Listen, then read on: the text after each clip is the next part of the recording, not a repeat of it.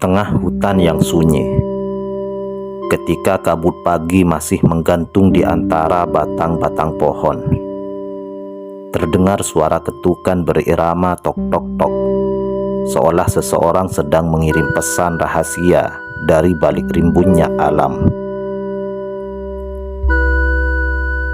Itulah suara sang pengetuk hutan, burung pelatu. Ia bukan sekedar burung biasa. Dengan paruh yang sangat kuat dan tajam, burung pelatu memahat batang-batang pohon, seolah sedang menulis cerita di alam. Kepala kecil itu menghantam kayu keras puluhan, bahkan ratusan kali setiap hari. Namun, ia tak pernah tampak lelah, apalagi kesakitan. Bahkan, ia tampak baik-baik saja.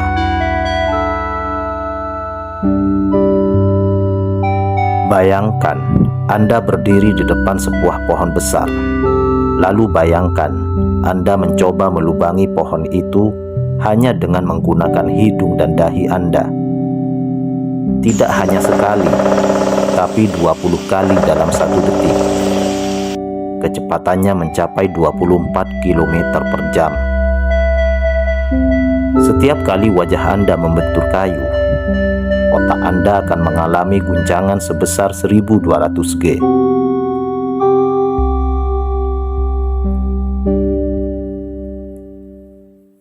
Bagi manusia, ini adalah resep instan menuju kematian atau kerusakan otak permanen. Tapi bagi burung pelatu, ini hanyalah rutinitas mencari sarapan. Mereka adalah atlet ekstrim alami yang setiap harinya menantang hukum fisika yang kita pahami. Namun, di balik suara tok-tok-tok yang ikonik itu, tersimpan rahasia anatomi yang begitu aneh, bahkan membuat para insinyur NASA dan perancang helm NFL terheran-heran. Kenapa mereka tidak pusing? Kenapa mata mereka tidak terlempar keluar dari kelopaknya? Dan konon, lidah mereka membungkus otak mereka sendiri. Benarkah demikian? Mari kita bedah tuntas biologi luar biasa dari sang penguasa pepohonan ini.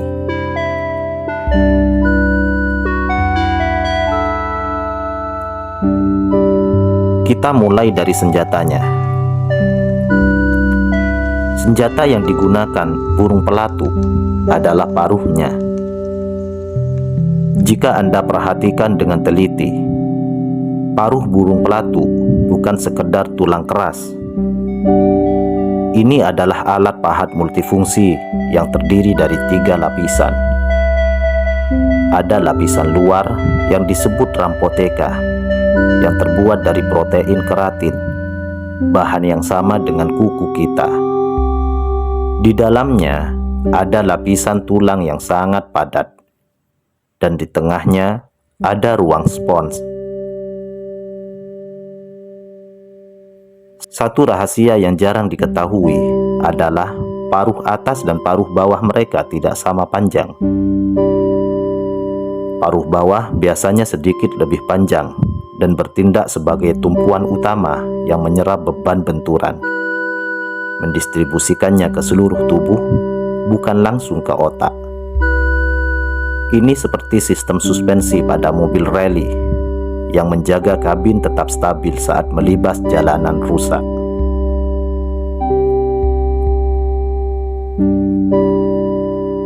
Lalu kita bahas tengkoraknya. Manusia punya ruang yang cukup luas antara otak dan tengkorak yang berisi cairan cerebrospinal. Saat kepala kita terbentur, otak kita berenang dan menghantam dinding tengkorak. Inilah yang menyebabkan gegar otak. Burung pelatu tidak punya ruang itu. Otak mereka sangat pas di dalam tengkorak, dibungkus oleh tulang spons yang bertindak sebagai shock absorber alami.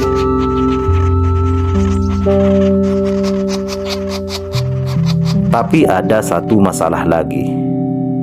Pernahkah kalian membayangkan apa yang terjadi pada mata mereka saat benturan 1200G itu terjadi? Secara teori, mata itu seharusnya meloncat keluar.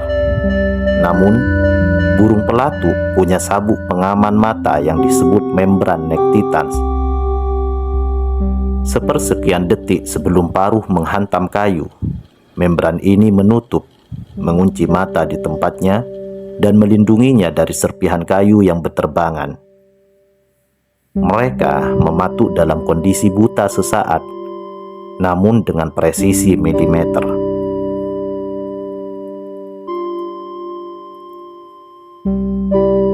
Jika anatomi kepalanya belum cukup aneh bagi Anda, tunggu sampai kita membahas lidahnya.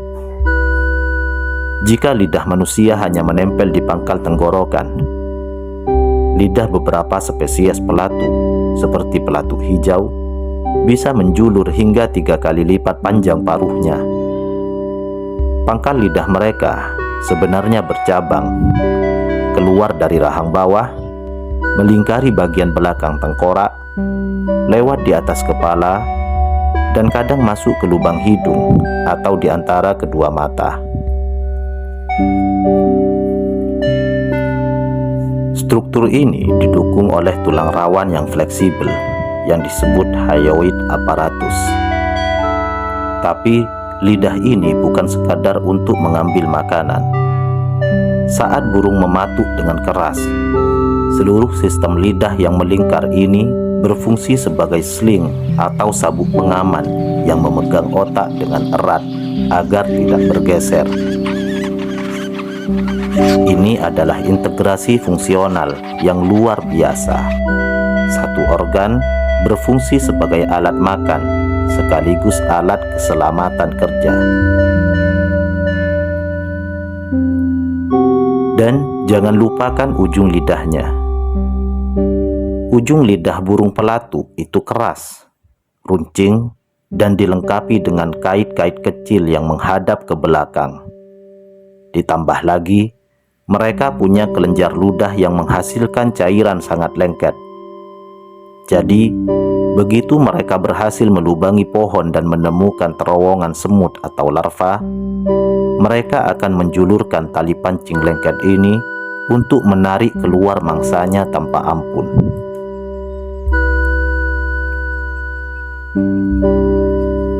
Mungkin kita bertanya-tanya, mengapa harus bersusah payah memahat kayu keras? Jawabannya adalah tentang sumber daya yang tidak terjangkau burung lain. Di balik kulit kayu yang tebal, tersimpan ribuan larva serangga yang kaya protein dan lemak. Burung pelatu adalah predator spesialis yang tidak punya saingan di bidangnya.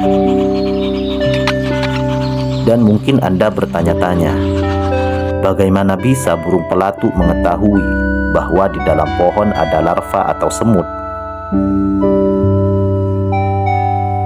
Burung pelatu punya indera pemburu yang sangat peka. Jadi, mereka tidak asal mematuk pohon. Ada beberapa cara utama mereka mengetahui adanya semut atau larva di dalam batang pohon. Di antaranya dengan pendengaran. Burung pelatu memiliki pendengaran yang sangat tajam. Mereka bisa menangkap suara halus, seperti gerakan larva yang menggeliat dan suara semut yang bergerak di dalam kayu. Selain itu, burung pelatu juga peka terhadap getaran.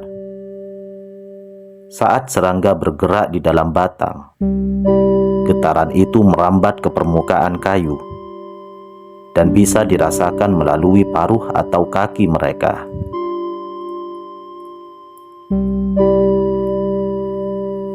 Tapi tidak semua pelatu mematuk hanya untuk mencari makan. Mari kita lihat acorn woodpecker atau pelatu kenari dari Amerika Utara. Mereka adalah penimbun yang obsesif. satu kelompok burung bisa melubangi satu batang pohon besar yang disebut pohon lumbung dengan ribuan lubang kecil. Setiap lubang diisi dengan satu biji kenari. Mereka akan menjaga lumbung ini dengan sangat agresif. Jika Anda mendekat, bersiaplah diteriaki oleh seluruh koloni. Lalu ada jenis lain yang bernama sapsucker. Sesuai namanya, mereka tidak mencari serangga secara utama, melainkan nektar atau getah pohon. Mereka membuat barisan lubang kecil yang sangat rapi dan dangkal pada kulit pohon.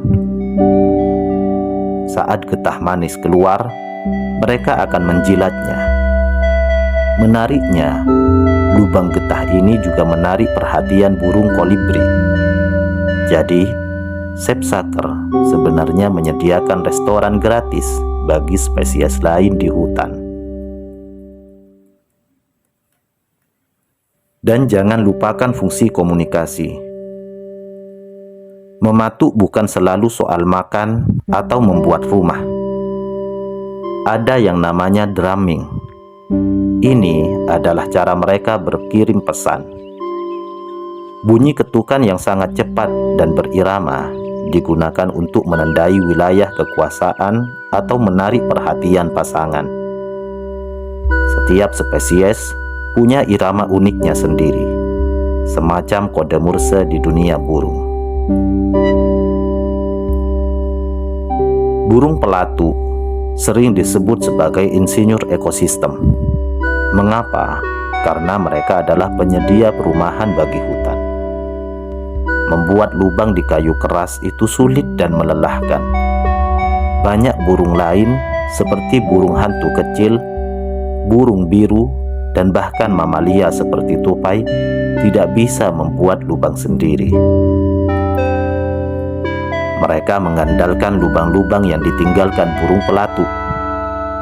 Tanpa burung pelatu, populasi burung penghuni lubang di satu hutan bisa hancur. Mereka adalah kunci dari keseimbangan lingkungan. Di balik paruhnya yang kuat, burung pelatu ini punya kisah cinta yang unik. Saat musim kawin tiba, burung pelatu jantan mulai bermusik. Bukan dengan suara merdunya, tapi dengan mematuk batang pohon sekuat tenaga. Semakin cepat dan keras ketukannya, semakin menarik bagi sang pelatu betina. Dan ketika pasangan sudah ditemukan, petualangan baru pun dimulai. Mereka tidak mencari sarang, mereka membuatnya sendiri. Dengan paruh tajamnya, burung pelatu melubangi batang pohon, sedikit demi sedikit. Butuh waktu berhari-hari, bahkan berminggu-minggu, hanya untuk menciptakan rumah yang aman bagi calon anak-anak mereka. Di dalam lubang itulah betina akan bertelur. Biasanya 2-5 butir telur kecil berwarna putih. Lalu dimulailah masa penantian.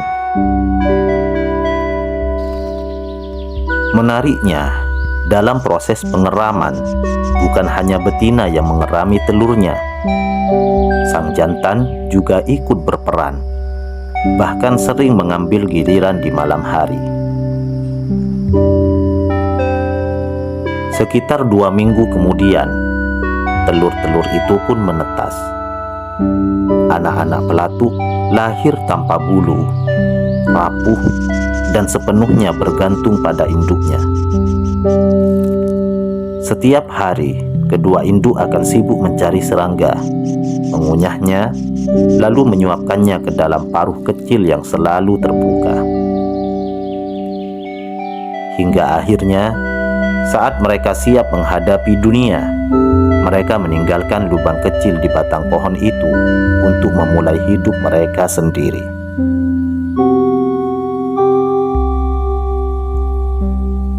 Ada cerita tragis di balik kehebatan ini. Salah satu spesies paling megah atau yang disebut dengan pelatuk paruh gading, secara resmi dinyatakan punah oleh pemerintah AS beberapa tahun lalu. Meskipun beberapa orang masih percaya mereka bersembunyi di rawa-rawa terdalam. Hilangnya hutan tua berarti hilangnya tempat mereka memahat kehidupan. Ini adalah pengingat bahwa sehebat apapun sebuah spesies beradaptasi dengan fisika ekstrim, mereka tetap kalah melawan hilangnya habitat.